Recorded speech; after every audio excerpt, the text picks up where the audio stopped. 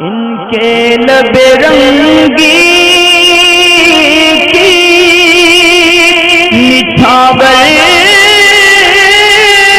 تھی کہ جس نے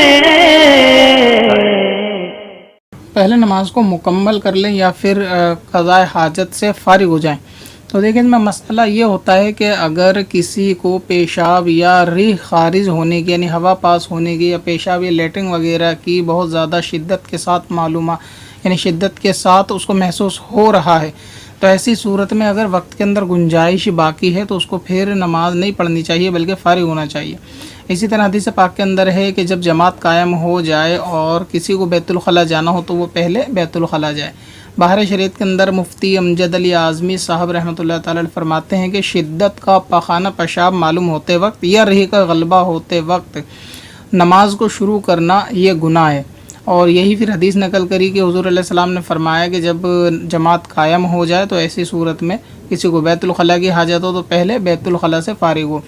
لہٰذا کرنا یہ چاہیے کہ اگر نماز کے اندر یعنی وقت کی اتنی گنجائش ہے، کوئی شخص وضو کرنے بیٹھا اور اس کو یہ چیز معلوم ہوئی نماز سے پہلے کہ اگر اس کو بہت تیز ریح خارج ہونے والی ہے یا پھر بیت الخلاء جانے کی ضرورت ہے ٹوائلٹ کی وجہ سے یا لیٹرنگ وغیرہ کی وجہ سے، اور یہ جانتا ہے کہ اگر ان چیزوں سے فارغ ہونے کے بعد یہ وضو کرے گا تو ایسی صورت میں جماعت چلی جائے گی، تو بھی اس کو جماعت چھوڑ دینے کا اور ان چیزوں سے فارغ ہو کر ہی وضو کر کے نماز پڑھنے کے لیے کہا جائے گا. یعنی اس کے اندر مسئلہ یہ ہے کہ اگر شدت ہو ان دونوں چیزوں میں، بیت الخلاء جانے میں اگر آدمی کو شدت ہو تو اس کو چاہیے وقت کی گنجائش اگر ہے تو پھر پہلے بیت الخلاء جائے، اس کے بعد نماز پڑھے اگرچہ جماعت اس کے چھوٹ جائے. اور اگر مسئلہ ایسا ہے کہ وقت نماز کا اتنا تنگ بچا ہے کہ اگر یہ بیت الخلاء جائے گا یا پھر اس کا وضو ہے، وضو کے بعد اس کو ریح خارج ہوا پاس ہونے کا یا پھر پیشاب کا غلبہ ہے، اب اگر یہ بیت الخلاء جائے گا اور اس کے بعد وضو کرنے کے بعد نماز پڑھے گا تو وقت نکل جائے گا، تو ایسی صورت میں پہلے نماز پڑھ لینی چاہیے، یعنی جب نماز کو قضا ہونے کا گمان ہے. اور اگر قضا ہونے کا گمان نہیں، صرف جماعت جانے کا گمان ہے، تو ایسی صورت میں پہلے فارغ ہو جانا چاہیے. اسی طریقے سے اگر ایسا ہے کہ نماز کے دوران میں یہ صورت حال پیش آئی، مثلا یہ کہ نماز اس نے نیت باندھی اور ایک یا دو رکعت پڑھی، اور ایسا عموماً دیکھا بھی جاتا ہے اور پایا بھی جاتا ہے کہ نماز کے دوران ریح خارج ہونے کا بہت سارے لوگوں کو تکلیف ہوتی ہے. کھانا وغیرہ کھانے کی وجہ سے عشاء کی نماز میں تو بہت زیادہ گیس پاس ہونے کا غلبہ رہتا ہے، تو نماز مکمل نہیں ہو پاتی. نیت باندھتے ہی اگر اس شخص کو ریح کا غلبہ آیا تو عشاء میں تو یہ چاہیے کہ کیونکہ وقت پوری رات کا ہوتا ہے تو پھر اس کو نماز توڑ دینا واجب ہے. اگر اس نے اسی حال میں پڑھی تو گناہ گار ہوگا. اس مسئلے سے بہت سارے لوگ واقف نہیں ہوتے، ان کو شدت کا پیخانہ پیشاب وغیرہ یا ہوا پاس ہونے کا غلبہ رہتا ہے، لیکن یہ کہ پھر وضو بنانا پڑے گا. ایسی صورت میں وہ اسی نماز کو مکمل کرتے ہیں، اگرچہ وقت باقی ہوتا ہے تو ایسے میں نماز کو پورا کرنا گناہ ہوتا ہے. اور یہ مرد خواتین دونوں کے لیے ہے، یعنی عورتوں کے لیے بھی یہ حکم ہے کہ ان میں بھی اکثر یہ معاملات پائے جاتے ہیں کہ پیشاب وغیرہ کی شدت میں بھی وہ نماز کو کسی طرح سلام پھیرنے کی طرف بھاگا دوڑی والی نماز مکمل کر کے جلدی سے فارغ ہوتی ہیں تاکہ پھر ٹوائلٹ میں اس کے بعد جائے. تو ایسی صورت میں کہ اگر پیشاب کا غلبہ یا پھر ٹوائلٹ کا یا ہوا پاس ہونے کا غلبہ نماز کے دوران آ گیا نیت باندھنے کے بعد سلام پھیرنے سے پہلے، اور یہ غلبہ واقعی میں غلبہ ہے اور نماز قضا ہونے کا وقت باقی ہے، یعنی اگر وضو کر کے پھر سے نماز پڑھنا چاہیں تو پڑھ سکتے ہیں، اتنا وقت ہے، اس کا مطلب یہ ہے. تو اگر اتنا وقت باقی ہے کہ وضو وغیرہ کر کے ٹوائلٹ کر کے نماز پڑھیں گے تو اس شخص کو نماز توڑ دینا یہ واجب ہے.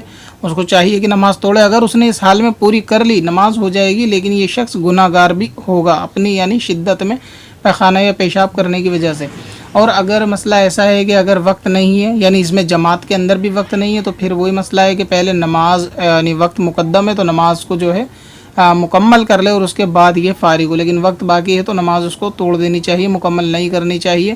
اور اسی طرح اگر شروع ہی نہیں کری تو پہلے فارغ ہو جانا چاہیے، چاہے جماعت نکل جائے. اور وسعت وقت کے اندر ہے تو پہلے فارغ ہونے کے بعد ہی وضو کر کے نماز پڑھے.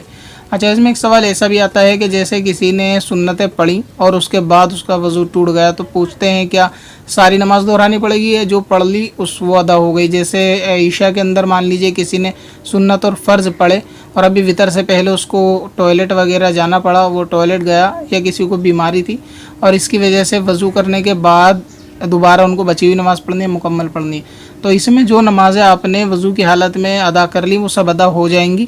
وضو کرنے کے بعد جتنی نمازیں آپ باقی ہیں صرف ان کو پڑھنا ہے, پوری نماز نہیں دہرانی.